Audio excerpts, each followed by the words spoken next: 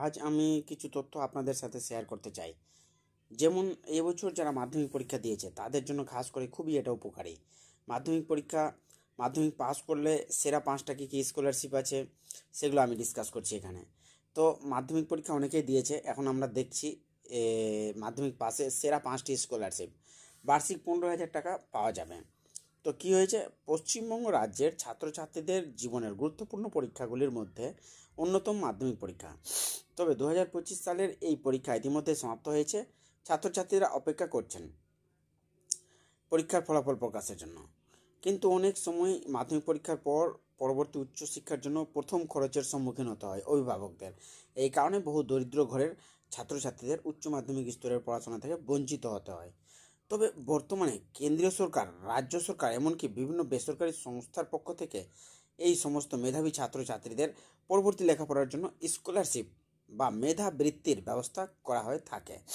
আপনি যদি নিজের মেধাকে কাজে লাগিয়ে পরবর্তীকালে সম্পূর্ণ বিনামূল্যে স্কলারশিপের টাকায় নিজের লেখাপড়া এগিয়ে নিয়ে যেতে আগ্রহী হয়ে থাকেন, তাহলে অবশ্যই আজকের প্রতিবেদন থেকে ভারতবর্ষের গুরুত্বপূর্ণ 5টি সরকারি এবং বেসরকারি স্কলারশিপ প্রকল্প সম্পর্কে বিস্তারিত জেনে নিন।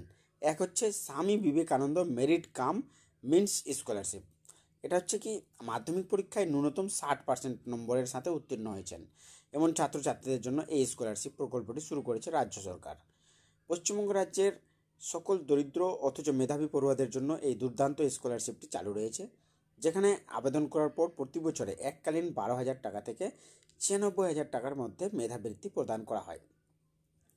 সাধারণত ছাত্রছাত্রীদের থেকে অক্টোবর কিংবা নভেম্বর মাসে এই স্কলারশিপের জন্য আবেদন গ্রহণ করা হয়। দ্বিতীয় হচ্ছে নবান্ন স্কলারশিপ। এই নবান্ন স্কলারশিপটা দেখো, পশ্চিমবঙ্গের আর্থিকভাবে অনগ্রসর মেধাবী ছাত্রছাত্রীদের ভবিষ্যৎ সুনিশ্চিত করার উদ্দেশ্যে মুখ্যমন্ত্রী মমতা বন্দ্যোপাধ্যায়ের পক্ষ থেকে পশ্চিমবঙ্গ রাজ্যে এই দুর্দান্ত স্কলারশিপ প্রকল্পটি চালু করা হয়েছে।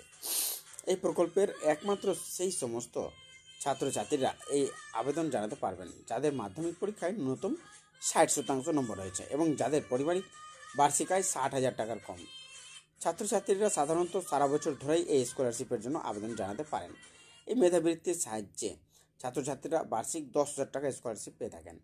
3 হচ্ছে সীতারাম জিন্দাল স্কলারশিপ। ঠিক আছে, তো সীতারাম জিন্দালটা কি আছে?